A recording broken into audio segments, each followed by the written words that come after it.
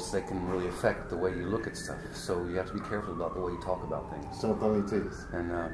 And I don't like referring to these curanderos, ayahuasqueros, as shaman, but so many of the first world people, that's the word they want to hear.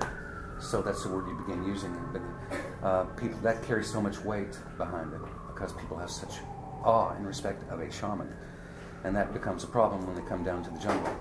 And they don't realize that these are not Buddhist monks. They're just normal, everyday people that learned to be ayahuasqueros from their grandfather or the great uncle or somebody. And when they're not in ceremony, when they have time, they're sitting around with the other friends, drinking beers and spitting on the floor and doing high fives and chasing women, although they're married too. But that's just part of the culture. But especially the women that come down and they're like, oh, you're the shaman, oh. And then, of course, this man, oh, sure, oh, yeah, that's me, yeah, I'm the shaman. And so one thing leads to another, and the woman can be easily taken advantage of. Believing that the shaman's fallen in love with them, and then ultimately having sex with the shaman, which is, they're here to be on a diet of no sex anyway, and the shaman would actually break that diet. So then she really believes that she's really special because he's doing this with her. And then the next day when they're walking around the camp and he's not holding her hand or treating her with the respect, and she realizes what really happened is she just got laid. Just the way she got tricked into sleeping with you when you were 17 years old and you went out on a date, and that's all we were trying to do is see if we can get in their pants. So it's a lot of the error comes from the curanderos, the shamans ourselves that do this, that have this type of behavior, which we're trying to fix. And we discussed this at the conferences, and they've heard me speak about this, and they know who they are. As well as the women, which I tell them it's very important that you come down and you realize, don't put these people up on a pedestal, because as soon as you do that, whether they break the barrier of sexual barrier or whatever it is, when you put someone up on a pedestal, then you're just going to continue to sit there and watch and look for a way to knock them off. And you're the one that put them there in the first place. So I tell the women that if a shaman ever does anything inappropriate with you, touches you in a way inappropriate, certainly the sooner you recognize that you smack him, and then you yell loud enough for the other people to hear, don't you ever touch me again. And so it's going to be up to the women to put a stop on this.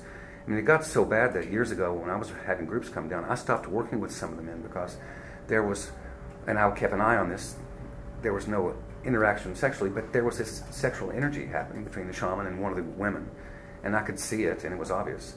So just to eliminate that, I started working with female shamans, curanderas, ayahuasqueras, and that eliminated the whole problem at all.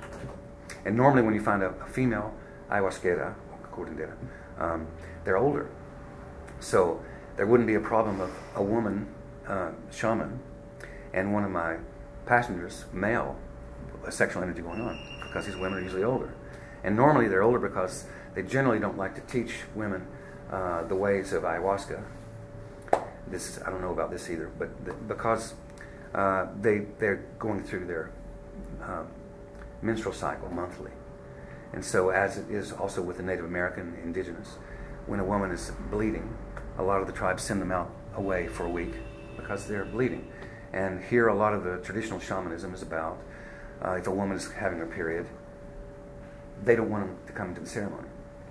And it's not that because they're bleeding and they're dirty, it's because they're bleeding so they're cleaning so incredibly.